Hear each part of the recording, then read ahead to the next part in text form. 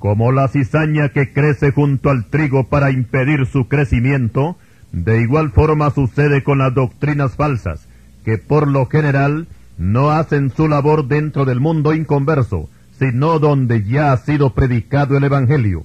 Y donde quiera que llegue este mensaje, las sectas también aparecen como por arte de magia, y no podremos librarnos de ellas, y serán como un aguijón para la iglesia del Señor Jesucristo hasta el tiempo del arrebatamiento. Pues el Señor dijo que había que dejar crecer juntamente lo uno y lo otro hasta el tiempo de la siega. Hoy presentamos el tema las sectas, veneno mortal.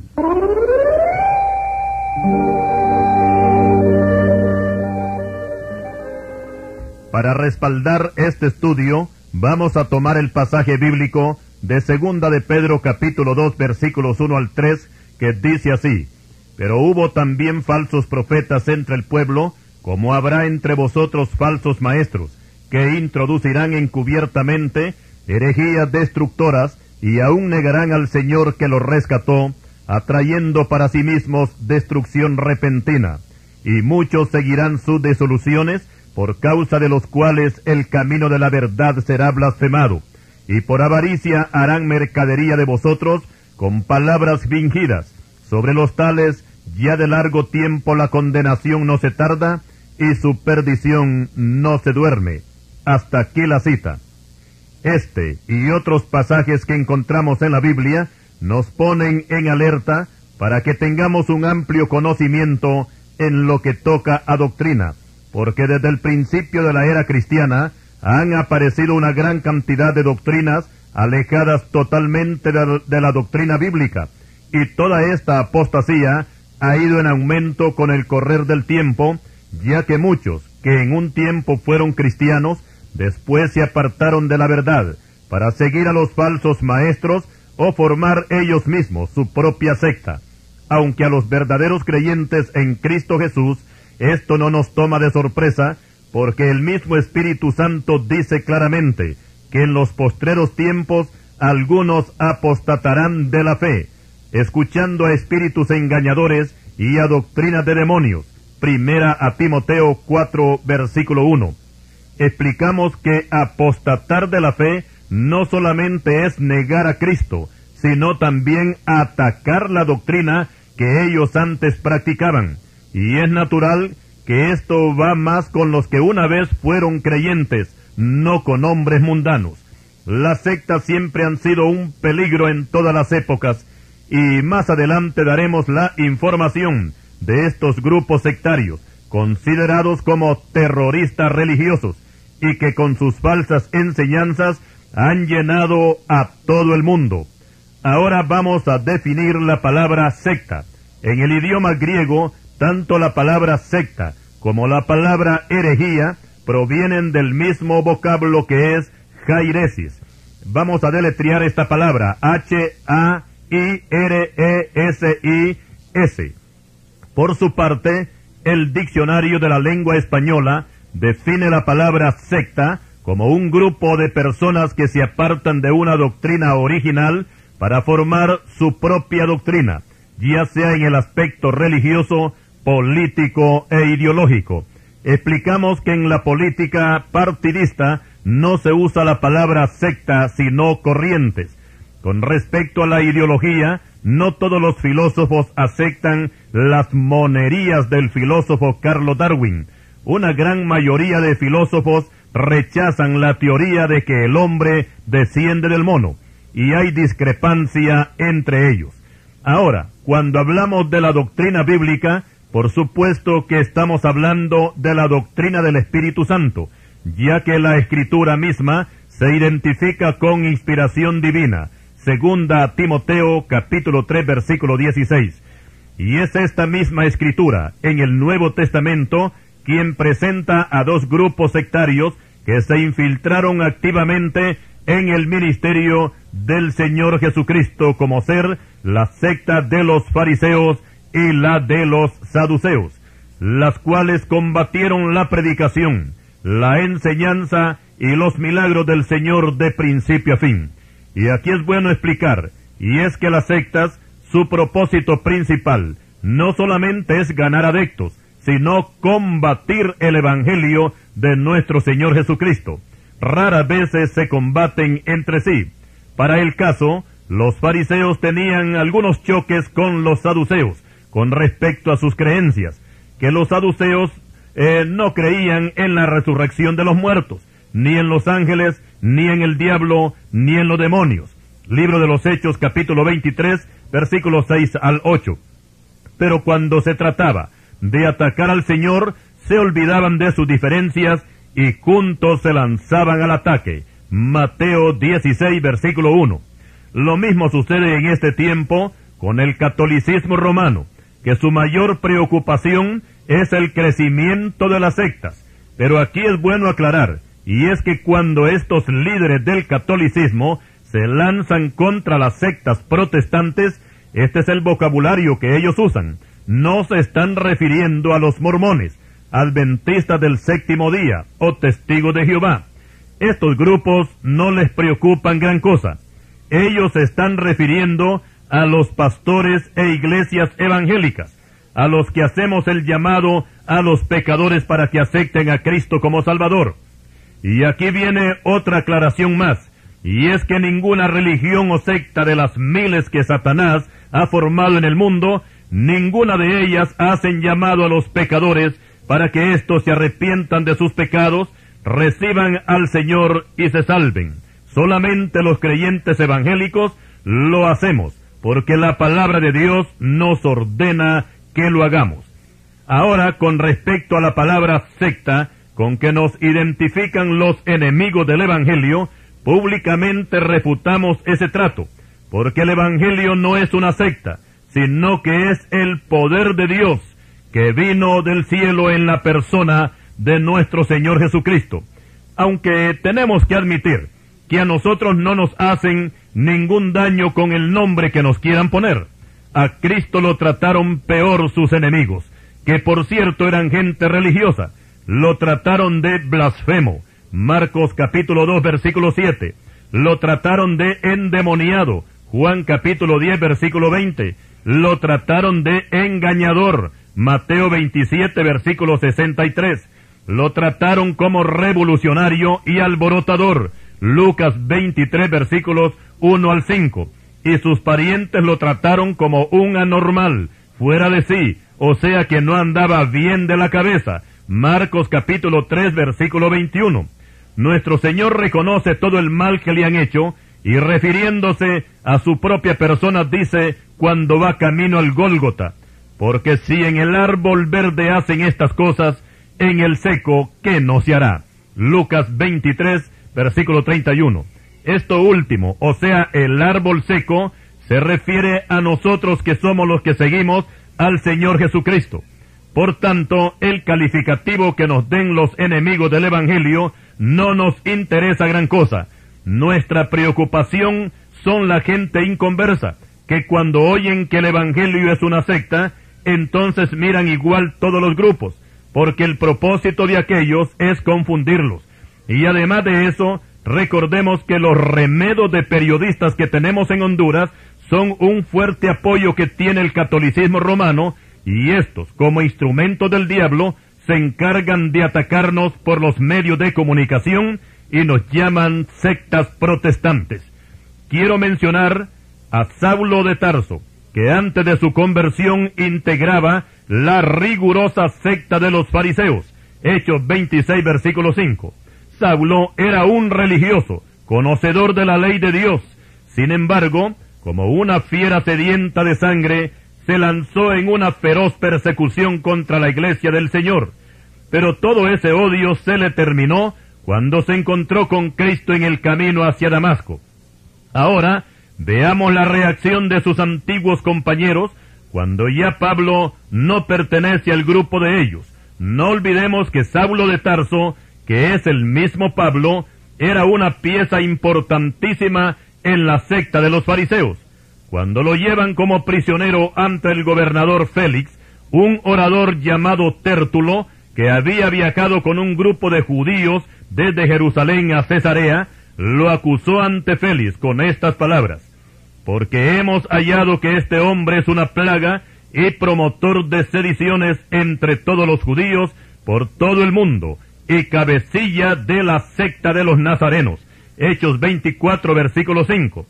En las palabras de este Tértulo vamos a encontrar algo interesante, y es que menciona a Pablo como cabecilla, y esta palabra no se le puede adjudicar a un líder de una organización legalizada, sino al jefe de una banda de maleantes, y para los judíos integrantes del Sanedrín, junto con su sacerdote Ananías, Pablo era una plaga y jefe de una banda de delincuentes.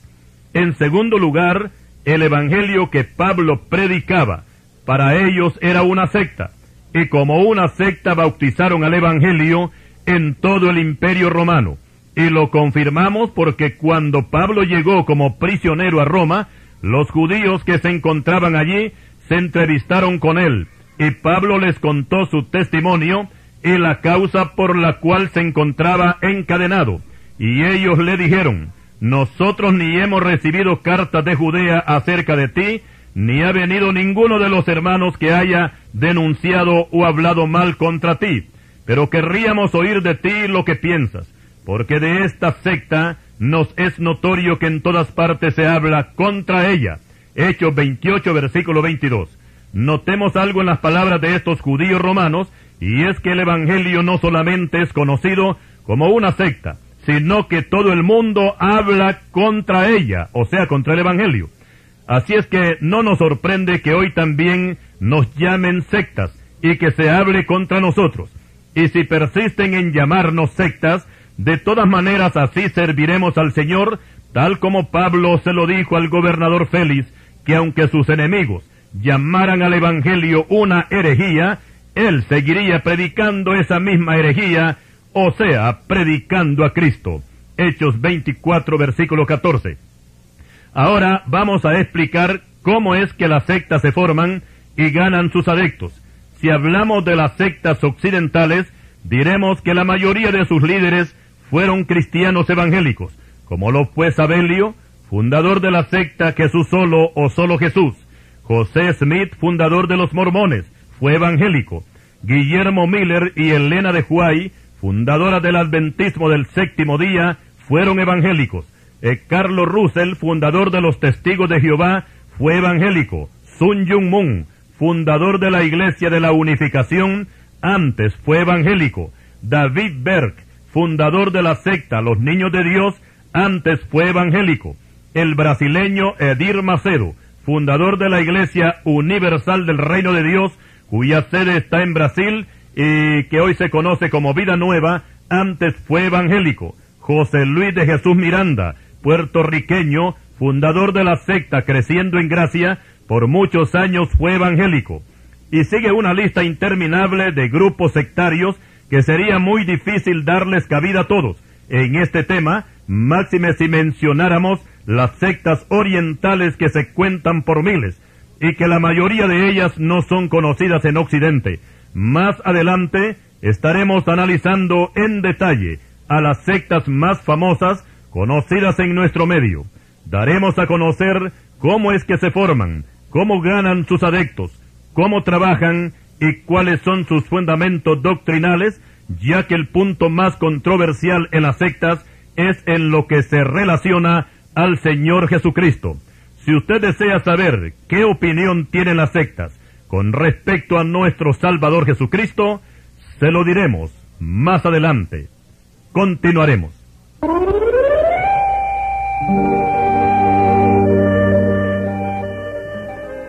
Y siguiendo con el tema sobre las sectas, ahora explicaremos cómo éstas ganan a sus adeptos. La mayoría de ellas hacen su labor proselitista entre los evangélicos recién convertidos, o creyentes viejos pero que carecen de doctrina, y por consiguiente no tienen ninguna madurez espiritual, y comienzan diciéndoles que solamente ellos tienen la verdad, y con esto están demostrando que no la tienen, porque si tuvieran la verdad, no se robaran los miembros de las iglesias, porque la Biblia prohíbe tal acción. Romanos 15:20. Cuando logran que alguien les atienda, entonces comienzan con el famoso lavado de cerebro, o sea que hacen el papel de los pájaros con la semilla que cayó junto al camino. Mateo 13:19.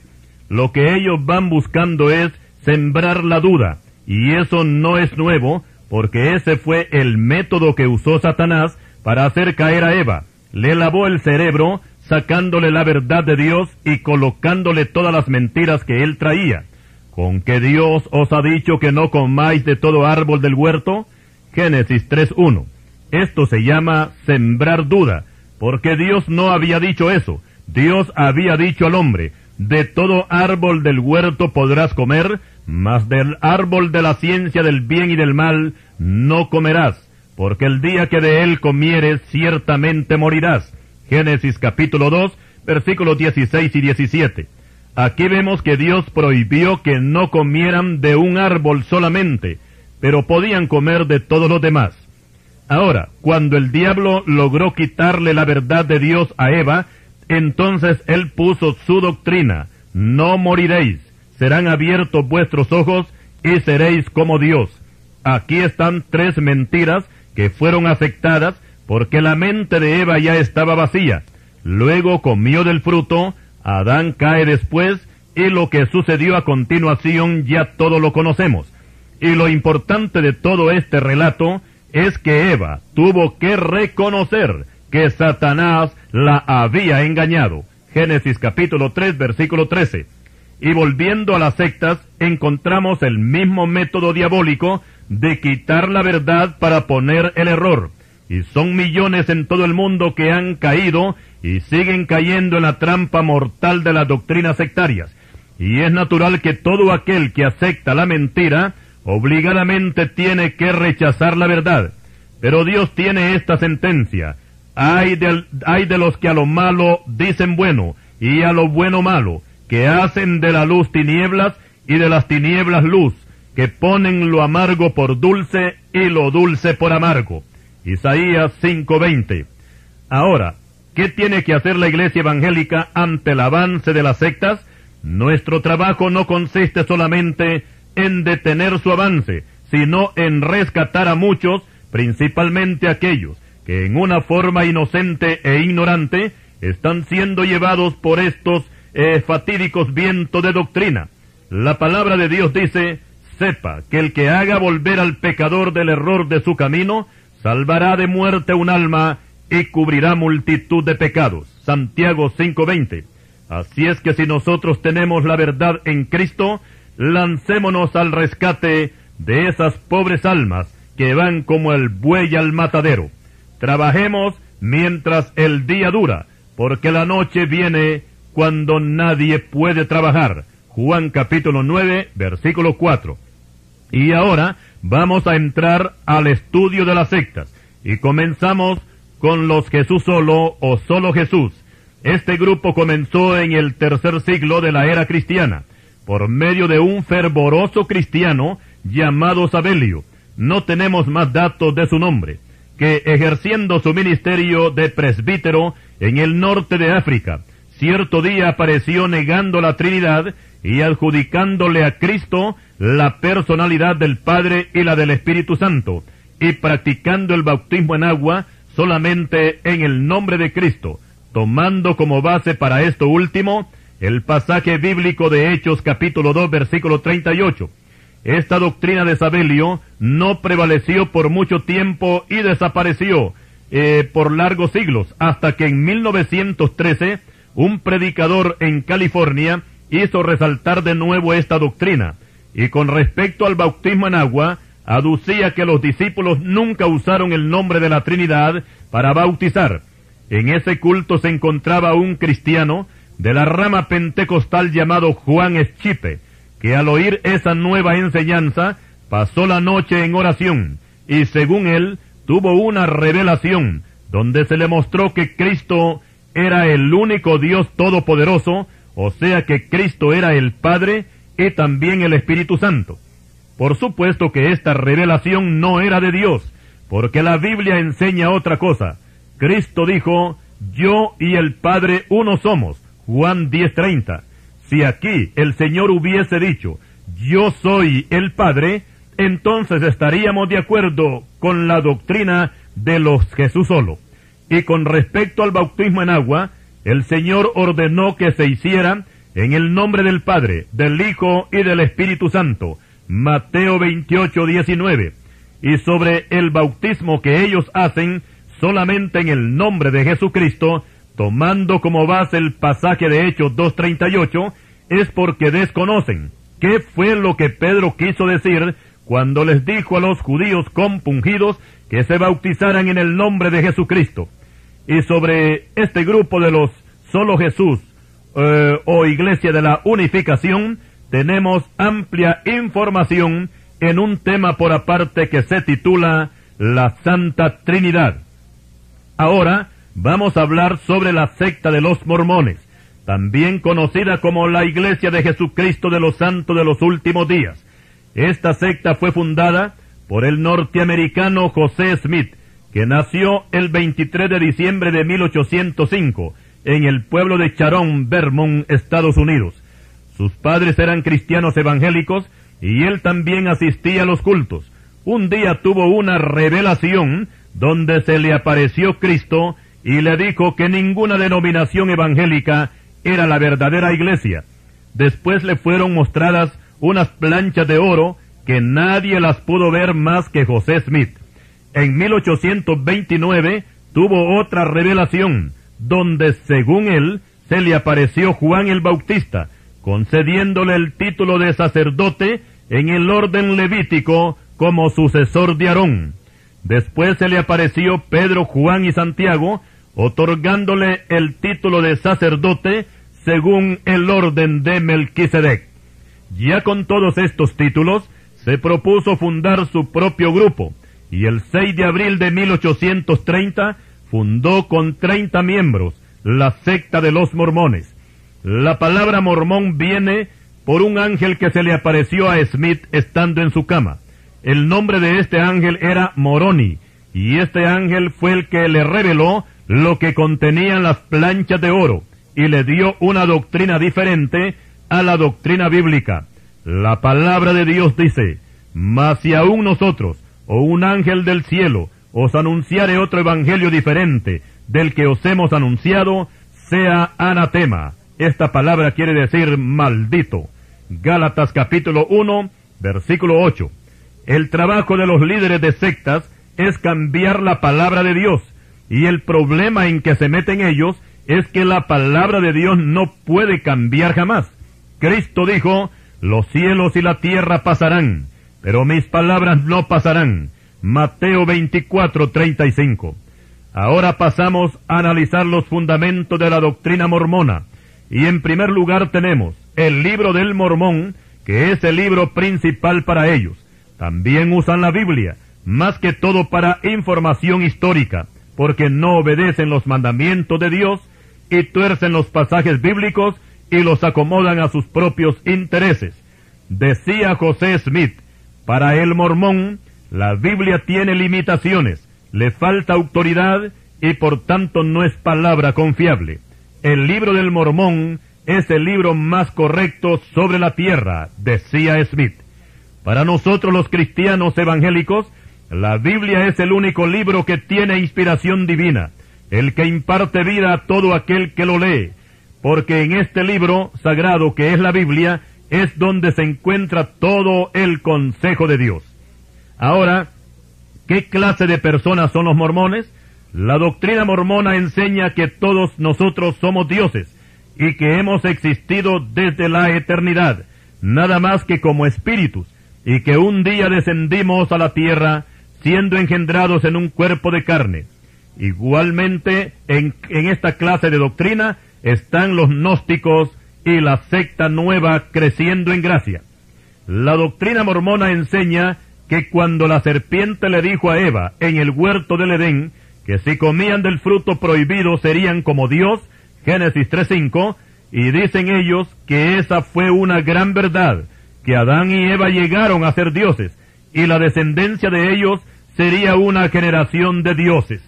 Con respecto al matrimonio, los mormones se casan para la eternidad, y después de muertos siguen engendrando hijos en el cielo. Sin embargo, la palabra de Dios dice que después de la resurrección nadie se casará ni se dará en casamiento, sino que los creyentes seremos como los ángeles de Dios. Mateo 22, versículos 29 y 30. Con respecto al Padre, los mormones enseñan que Dios en un tiempo fue hombre, pero que al pasar el tiempo llegó a la perfección y fue lo que ahora es. Y por esa razón es que nosotros, siendo hombres, también somos dioses, y algún día llegaremos a la perfección y seremos igual a Dios. Y ahí es donde, dicen ellos los mormones, se cumplirá la gran verdad que Satanás le dijo a Eva, que llegarían a ser como Dios. No se asuste usted, que esto es parte de la doctrina mormona. Y hay algo más, y es que para los mormones, Dios el Padre tiene varias esposas en el cielo, con las cuales sigue engendrando hijos. Como podemos ver, solamente a Satanás se le ocurre poner esta clase de enseñanzas, porque la palabra de Dios dice que Dios no tuvo principio ni tiene final.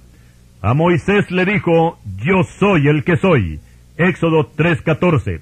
Esto quiere decir, yo soy el Eterno. Por otra parte, Dios no es un hombre de carne y hueso, sino que Dios es espíritu, nos dice Juan capítulo 4, versículo 24. Y hablando de su deidad, Dios nunca ha tenido esposa, porque si así fuera el caso, entonces se colocaría al par de los dioses paganos. Dios solamente tiene un hijo, que es semejante a él desde la eternidad. Su nombre es Jesucristo. Ahora, con respecto al Señor Jesucristo, la doctrina mormona enseña que su nacimiento no fue por el Espíritu Santo. Aceptan sí que Cristo es el Hijo de Dios, pero no conforme a la doctrina bíblica, sino que Dios el Padre descendió a la tierra en forma de un hombre mortal, tuvo relación sexual con la Virgen María, y así fue engendrado Cristo Jesús. Por supuesto que esto es una gran ofensa para la dignidad de Dios el Padre, también para el Señor Jesucristo, y aún para la Santa Virgen María. Pero así lo enseñan los mormones. En lo que toca a la sangre de Cristo, José Smith publicó que la sangre de cada pecador es suficiente para limpiar sus propios pecados. La sangre de Cristo no hace ningún efecto en el pecador, según José Smith. Por otra parte, la doctrina mormona enseña que Satanás y Cristo son hermanos, engendrados por Dios el Padre, y que para salvar al hombre hubo una reunión en el cielo, para lo cual tenían que pasar un examen, y Satanás no llenó los requisitos, y Cristo fue el ganador, y vino al mundo en la forma que hemos descrito antes. También dice la doctrina mormona que Cristo tuvo 4 esposas, 2 de ellas eran María y Marta, hermanas de Lázaro, también María Magdalena, y que la boda de Caná de Galilea era su propia boda, dicen los mormones, en lo que respecta a Juan capítulo 2. Por supuesto que esto es aberrante y ofende la dignidad del Hijo de Dios, pero vamos a seguir exponiendo y denunciando esta doctrina de demonios. Los mormones afirman que Cristo engendró hijos carnales, y que por el hecho de tener 4 esposas, no logró el sacrificio perfecto en la cruz. Por su parte, el falso mesías coreano Sun Myung Moon asegura que Cristo fracasó en la cruz porque nunca se casó. De este farsante también hablaremos más adelante. En lo que toca a la condenación, los mormones creen en el infierno, pero también creen y enseñan que los que ya murieron tienen una esperanza de salvación, porque según ellos hay predicadores en el infierno, y todos los que van a dar ahí se arrepienten y se salvan, y por esa razón es que ellos también se bautizan por los muertos. La palabra de Dios enseña otra cosa. La persona tiene que aceptar a Cristo y arrepentirse de sus pecados antes de que se muera. Si no lo hace, será condenado para siempre en el lago de fuego. Por tanto, denunciamos que la doctrina mormona es una doctrina de demonios. José Smith, fundador de esta secta, murió a manos de sus mismos seguidores, cuando la turba se tomó la cárcel de Cartago, Illinois, Estados Unidos, donde Smith estaba preso. Una bala le atravesó el corazón y le cortó la vida el 27 de junio de 1844. Y podríamos hablar mucho más de esta secta, pero vamos a resumir que los mormones, conocidos como la Iglesia de Jesucristo de los Santos de los Últimos Días, ni son iglesia, ni son de Jesucristo, ni son santos, ni son de los últimos días. Continuaremos. Y siguiendo con el estudio sobre las sectas, ahora vamos a tratar con los adventistas del séptimo día. Este grupo fue fundado por la señora Helena Harmon de White, quien nació el 26 de noviembre de 1827 en el estado de Maine, Estados Unidos.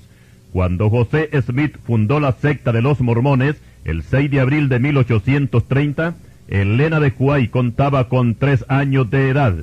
El 30 de agosto de 1846, a los 19 años de edad, se casó con el señor James White, y juntos comenzaron a organizar lo que hoy se conoce como el adventismo del séptimo día, aunque se tiene que admitir que quien arrancó con esta doctrina adventista fue el señor Alejandro Miller, quien había sido un evangélico bautista, e hizo un estudio de las profecías de Daniel, principalmente en lo que toca a las 2300 tardes y mañanas, y que al final de las mismas el santuario sería purificado, Daniel 8:14.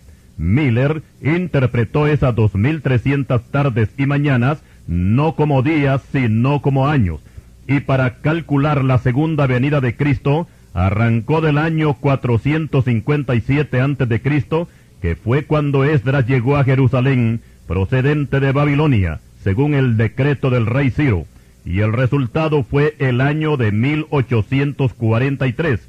Este fue el año que Miller predijo que Cristo vendría a la tierra, y alborotó a una gran cantidad de seguidores, porque 1843 más 457 suman 2300 tardes y mañanas. Y por supuesto todos esperaban el advenimiento de Cristo en ese año de 1843. Y de este esperado advenimiento fue que nació el nombre adventista. Pero como Cristo no vino en 1843, Miller aclaró que había habido un error, porque él había usado el calendario hebreo y no el gregoriano, y puso otra fecha que era el 22 de octubre de 1844, pero al no venir Cristo tampoco en esa fecha, Miller se decepcionó y abandonó el grupo adventista. Pero dentro de sus seguidores estaba la señora Helena de White, y ésta continuó con la doctrina de Miller, y para que el grupo no se disolviera, la señora de White empezó a enseñar que el santuario que menciona Daniel 8, versículos 13 y 14, estaba en el cielo y no en la tierra, y aseguraba que Miller no se había equivocado, y que Cristo había entrado en el santuario celestial el 22 de octubre de 1844, y después el Señor vendría a la tierra. Aclaramos que la palabra de Dios no le da paso a nadie ni en el cielo ni en la tierra para que pueda poner fechas en lo que toca a la venida del Señor. Cristo dijo: pero del día y la hora nadie sabe, ni aun los ángeles de los cielos, sino solo mi Padre. Mateo 24:36. Velad pues, porque no sabéis el día ni la hora en que el Hijo del Hombre ha de venir. Mateo 25:13. Cuando la señora de White tomó la rienda del adventismo, agregó algunos puntos doctrinales, siendo el de más peso el guardar el sábado, o sea, el séptimo día, y por causa de esta doctrina, el adventismo se conocería más adelante como Iglesia Adventista del Séptimo Día. Para apoyar la doctrina de guardar el sábado, la señora de White aseguraba que había tenido una revelación donde aparecieron las tablas de la ley con los 10 mandamientos, pero una luz brillante enfocaba al cuarto mandamiento, que es de guardar el día de reposo, mientras los otros 9 mandamientos quedaban a oscuras, y por esta razón se le dio más importancia a este mandamiento que a los otros. Uno de los ataques más fuertes que el Señor Jesucristo recibió de parte de los fariseos fue porque, según ellos, el Señor violaba el día de reposo, porque la mayor parte de sus milagros y sanidades, Él las hacía en ese día. Pero el Señor aprovechó este ataque para dar la siguiente enseñanza y dijo: el día de reposo fue hecho por causa del hombre, y no el hombre por causa del día de reposo. Por tanto, el Hijo del Hombre es Señor aún del día de reposo. Marcos capítulo 2, versículos 27 y 28. Esto quiere decir que Cristo está muy por encima del día sábado. Y con respecto a los 10 mandamientos, todos tienen el mismo valor porque fueron dados por Dios. Por otra parte, los adventistas no creen en el infierno. Cuando la Biblia habla del infierno, ellos dicen que es simbólico. Tampoco creen en la sanidad divina, ni en los dones del Espíritu Santo, y dentro de su doctrina también está que Satanás junto con todos los pecadores serán aniquilados en el juicio final. O sea que dejarán de existir. Pero la palabra de Dios no apoya esta enseñanza. Dios dice en su palabra que los impíos no tendrán reposo ni de día ni de noche, y el humo de su tormento sube por los siglos de los siglos. Apocalipsis 14:11. Y con respecto a Satanás, la palabra de Dios dice que junto a la bestia y el falso profeta serán atormentados por los siglos de los siglos. Apocalipsis 20:10. Aquí no dice que dejarán de existir, sino que serán atormentados eternamente. Por otra parte, la doctrina adventista coloca a Satanás como el que carga con nuestros pecados, y Cristo es quien hace el sacrificio, para lo cual se apoyan en el capítulo 16 de Levítico, donde se habla de 2 machos cabríos, uno por Jehová y otro por Azazel. Según la doctrina adventista, uno de estos machos cabríos, el que es sacrificado, representa a Cristo. El otro macho cabrío sobre el cual Aarón coloca los pecados del pueblo y lo envía al desierto, este representa a Satanás.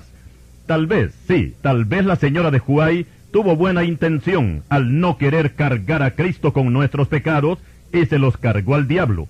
Algo parecido como sucedió con el profeta Habacuc, que colocó a Jehová como muy limpio de ojos para que pudiera ver la maldad de los pecadores. Habacuc capítulo 1 versículo 13. Pero de todas maneras, aunque Dios es muy santo, siempre tiene que ver lo que están haciendo los impíos y pecadores. Y la enseñanza que nos presenta Levítico 16 es que los 2 machos cabríos representan a Cristo, tanto en su sacrificio como cargando con nuestros pecados. En Isaías 53 versículos 5 y 6 se habla de Cristo haciendo el sacrificio por nosotros y también cargando con nuestros pecados.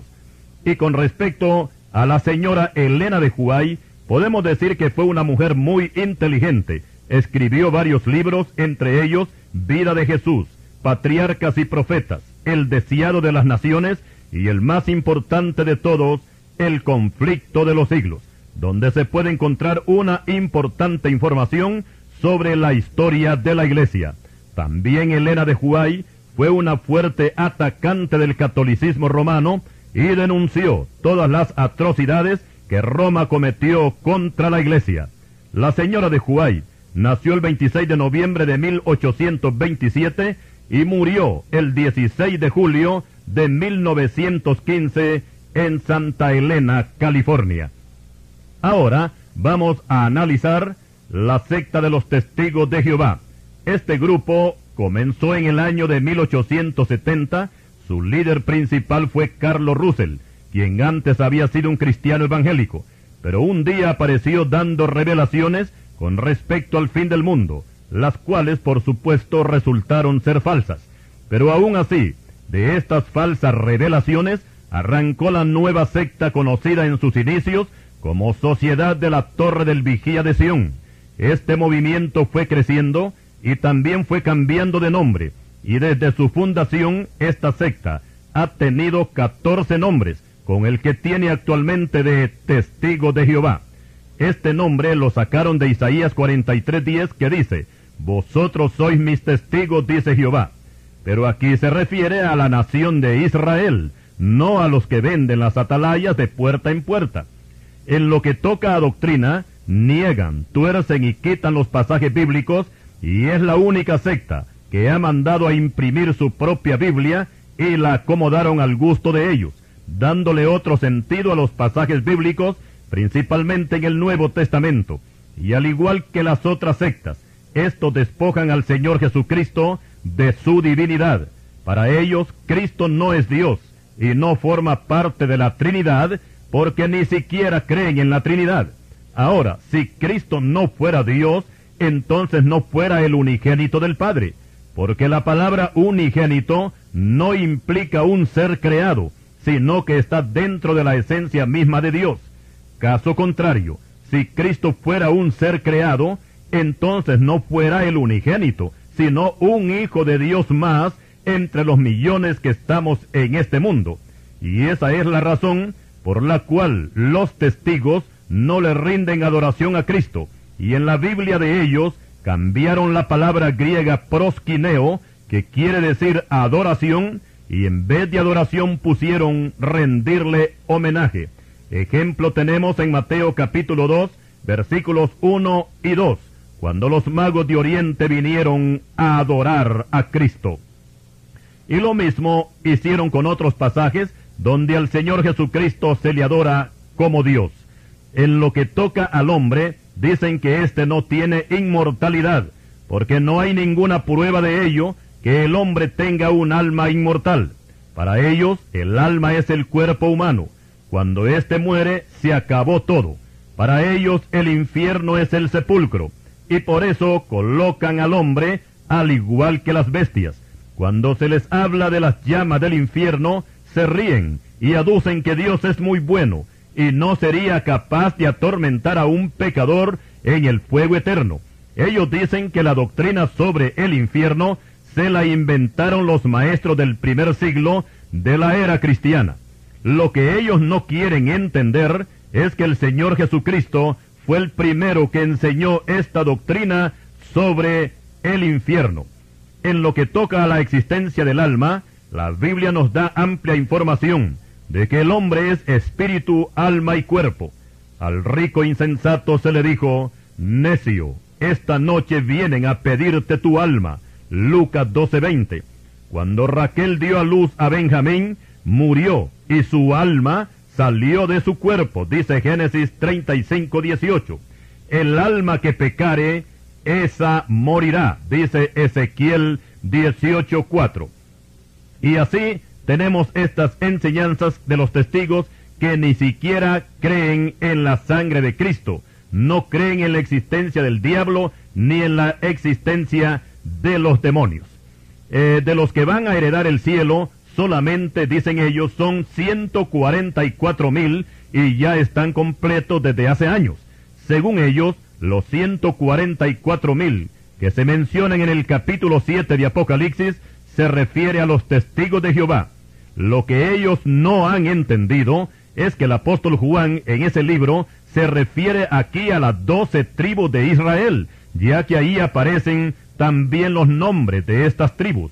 Apocalipsis 7, versículos 4 al 8. Por otra parte, tampoco creen en el Espíritu Santo como persona divina, y lo colocan solamente como una energía. Y en la Biblia de ellos su nombre aparece con letra minúscula, o sea que son blasfemos contra el Espíritu Santo. No creen en la oración, o sea que ellos no acostumbran a orar. Para ellos Dios es una sola persona. El Señor Jesucristo no cuenta y lo colocan solamente como el Maestro. Solo creen en el Padre, en Jehová, y rechazan al Hijo. Pero la palabra de Dios dice: todo aquel que niega al Hijo tampoco tiene al Padre. El que confiesa al Hijo tiene también al Padre. Primera de Juan 2:23. Los fariseos, según ellos, tenían al Padre y se consideraban hijos de Dios, pero rechazaron a Cristo, y el Señor tuvo que aclararles que al rechazarlo a Él, ellos no eran hijos de Dios, sino hijos del diablo. Juan 8:41 al 44. Así es también con aquellos que dicen que creen en Dios, que tienen al Padre, que creen en Jehová, pero rechazan al Señor Jesucristo como Salvador, están en la misma posición de los fariseos. Los testigos de Jehová son una secta totalmente anticristiana, tal como son las demás, porque el propósito de Satanás con las sectas es desacreditar a Cristo y colocarlo al nivel de cualquier ser humano, y le dan más importancia a los personajes bíblicos, en este caso a los profetas y a los apóstoles. Ejemplos tenemos con los papas romanos, que Satanás les metió en el seso que ellos son los sucesores de San Pedro, porque según ellos, Pedro fue papa y se quedaron con Pedro. José Luis de Jesús Miranda, fundador de la secta Creciendo en Gracia, dice que él es el sucesor de San Pablo. Los judíos se quedaron con Moisés y cada quien se repartió al gusto. Por otra parte, los testigos de Jehová no aceptan transfusiones de sangre para un miembro de su secta que esté agonizando, y prefieren dejarlo morir antes que ponerle sangre de otra persona. Esta disposición apareció en 1945, o sea 75 años después de haber sido fundada la secta en 1870. Ellos no entienden que si Cristo dio su sangre para salvar nuestra alma, ¿no podríamos nosotros dar la nuestra para salvar a un cuerpo moribundo? Pido a mis hermanos que oremos por los testigos de Jehová, para que muchos puedan ver a Cristo como su único y suficiente Salvador. Continuaremos.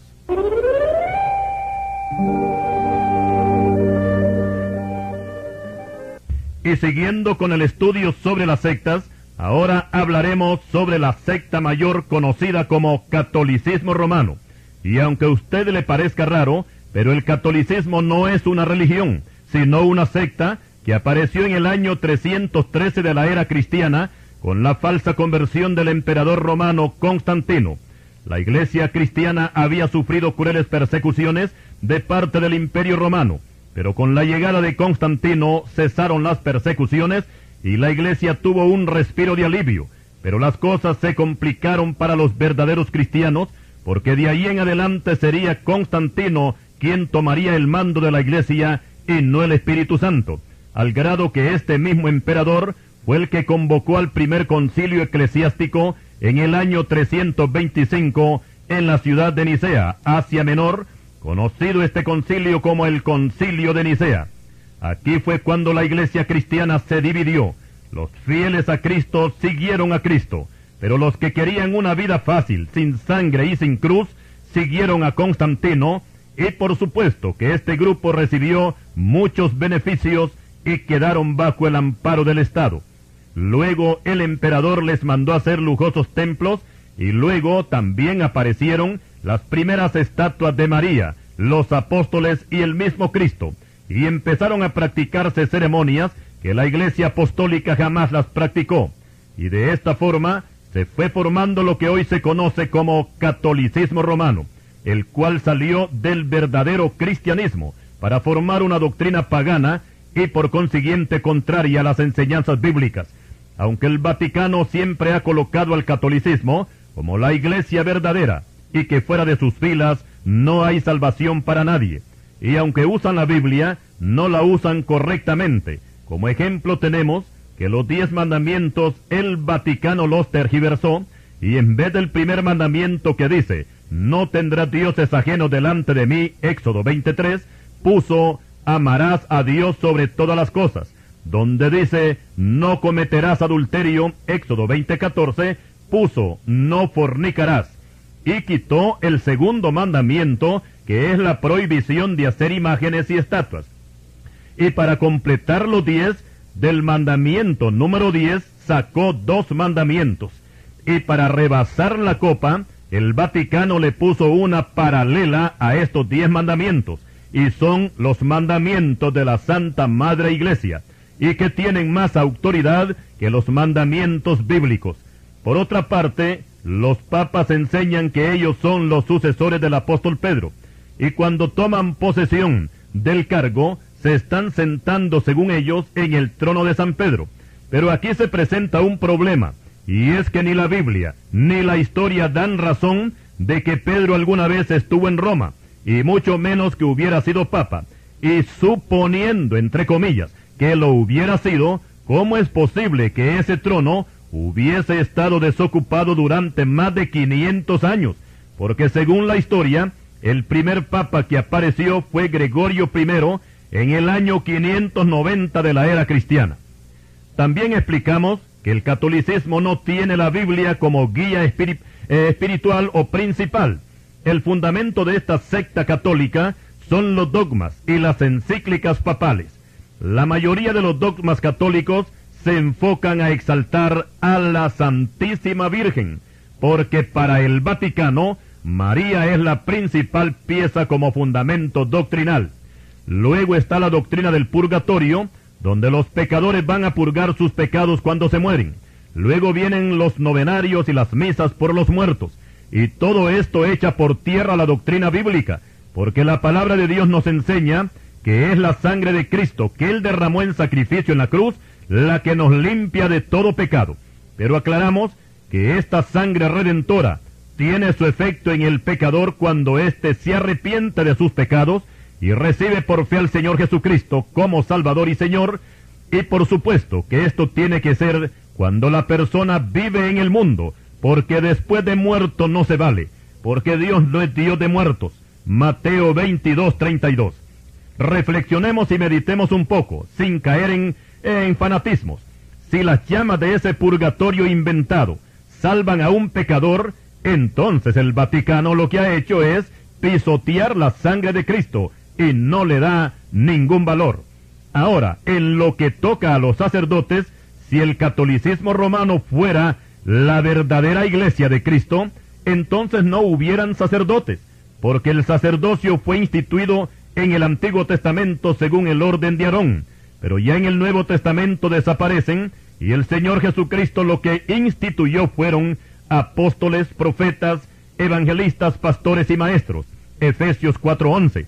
Además, en la antigua ley, a los sacerdotes y al sumo sacerdote no solamente se les permitía, sino que se les exigía que fueran casados. Levíticos 21:13. Por su parte, el Vaticano hizo 3 cosas con sus sacerdotes. Primero, que les cambió el nombre. Segundo, les impuso el celibato, o sea que les prohibió casarse. Y tercero, que los vistió de mujer. Y aquí es bueno explicar que la sotana no era el vestuario de los sacerdotes de Jehová. Veamos en qué consistía esta vestidura: el pectoral, el efod, el manto, la túnica bordada, la mitra y el cinturón. Éxodo 28:4. Aquí no se menciona la sotana. Esta clase de vestido, la sotana, solamente era usada por los sacerdotes de Baal en Babilonia, y que la mayoría de ellos eran homosexuales. Por otra parte, la palabra de Dios dice: maldito el hombre que hiciere escultura o imagen de fundición. Deuteronomio 27:15. Y contraviniendo este mandato divino, el Vaticano tiene miles de ídolos e imágenes de todo tipo y de todo precio. Con respecto al Cristo católico, a este hay que echárselo al hombro, porque él solo no se puede mover. Y así es el caso. Entonces ese Cristo diríamos que no es el de la Biblia. Nuestro Cristo dijo: toda potestad me es dada en el cielo y en la tierra. Mateo 28:18. Y concluimos que la doctrina católico-romana no es doctrina de Dios, sino doctrina de demonios. Ahora pasamos a la secta de los niños de Dios, conocida últimamente como la Familia del Amor. Este grupo fue formado en 1970 en California por David Brandberg, que antes había sido cristiano evangélico. Todo comenzó en 1960, cuando aparecieron los hippies en las principales ciudades de Estados Unidos. Estos hippies eran muchachos y muchachas, hijos de padres adinerados, que se lanzaron a las calles con el fin de llamar la atención ante la sociedad, protestando contra sus padres porque éstos no les brindaban el amor verdadero que ellos necesitaban. También protestaban contra el gobierno y contra la guerra. Para esta protesta, ellos usaron el emblema de la cruz quebrada y la consigna de amor y paz. Dormían en los parques, debajo de los camiones y debajo de los puentes. Se vestían con ropas andrajosas, zapatos rotos, el cabello desgreñado, hediondos porque no se bañaban, y también usaban anteojos sin vidrios. Todo este descalabro social atrajo la atención de la prensa norteamericana y luego aparecieron en periódicos y revistas y de esta manera fueron conocidos en todo el mundo. Pero no solamente la prensa aprovechó a los hippies para hacer noticia, sino que el pastor David Berg se lanzó para tratar con ellos y se mezcló con los hippies de California y les presentó el evangelio, pero no el evangelio bíblico, sino un evangelio meramente humano, donde la base fundamental de su doctrina era el sexo libre. Y esto, por supuesto, que agradó a los hippies y se formó el grupo, conocido en aquel tiempo como la Gente de Jesús. Y David Berg, que más tarde se conocería como Moisés David, arrancó con un versículo bíblico que no fue sometido a la hermenéutica, y lo tomó literalmente, y es Lucas 14:26, que dice: si alguno viene a mí y no aborrece a su padre y madre, y mujer e hijos y hermanos y hermanas, y aún también su propia vida, no puede ser mi discípulo. Con este versículo como fundamento, los seguidores de Moisés David abandonaron a sus padres y sus hogares y se convirtieron en vagabundos. Después dejaron de ser la Gente de Jesús y en 1970 se formó oficialmente la secta con el nombre Los Niños de Dios. Los que forman esta secta, al igual que las otras, tienen que ser sometidos a un lavado de cerebro y seguir y obedecer ciegamente al líder, haciéndoles ver que ellos únicamente tienen la verdad. Una de las consignas de los Niños de Dios es que ellos, es la siguiente, esta consigna que tienen, que la publican siempre en sus reuniones: estamos en el fin de los tiempos y esta podrida sociedad va a ser destruida, y solo se salvarán los que estén afiliados a los Niños de Dios o familia del amor. A los niños de Dios se les enseña también a creer en Dios, y que todo lo que Dios revela lo hace por medio de Moisés David. Y claro está que este líder no les va a enseñar la palabra de Dios, sino que los inclina más hacia el sexo, y en este caso también se convierte en un blasfemo al declarar que Dios es un Dios sexy, y que Jesucristo tuvo que tener alguna aventura con más de alguna de las mujeres que le seguían, principalmente con María y Marta y María Magdalena. Esto, por supuesto, que es una aberración y una falta de respeto hacia nuestro Padre Celestial, que es santo, y también para nuestro Salvador y Señor Jesucristo. A estos líderes de sectas, la palabra de Dios los coloca como animales irracionales, que no temen decir mal contra las potestades superiores. Nos dice segunda de Pedro, capítulo 2 y versículo 10. Pero aún así, el depravado David Berg, o Moisés David, que se hace llamar, se autoproclama como el nuevo profeta inspirado, aunque nunca ha dado una profecía. El trabajo que él tiene es perder a los jóvenes que ingresan a su secta, donde las jóvenes se prostituyen fuera de sus hogares. Algunos críticos no evangélicos han identificado a los niños de Dios como prostitución evangelística, ya que ellos viven en comunidades donde predomina la promiscuidad. Creen también en el matrimonio, pero no lo practican por los medios legales, sino que lo hacen en una forma bien sencilla y bien fácil.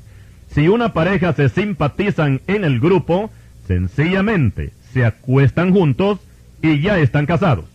Los padres de estos jóvenes, que por cierto ni cuenta se dan de lo que está ocurriendo con sus hijos, muchas veces han tenido que acudir a las autoridades para rescatarlos, como ha sucedido en Estados Unidos y Suramérica.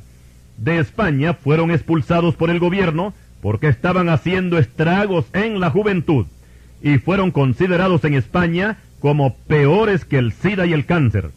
Esta secta, entre todas las sectas, es la que menos miembros tiene, porque al fin y al cabo no tienen un patrón doctrinal, tal como sucede con la diabólica secta Creciendo en Gracia, de la cual nos ocuparemos en nuestro segundo volumen. Y seguimos con los Niños de Dios, o familia del amor, que estos no tienen mucha influencia en Centroamérica. Su campo de acción son los Estados Unidos y Sudamérica.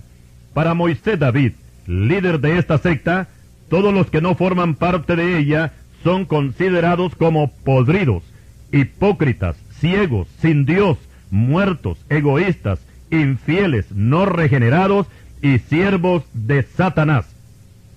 El caso es que estos líderes de cualquier secta que sean, no son más que instrumentos del diablo, falsos profetas y falsos cristos.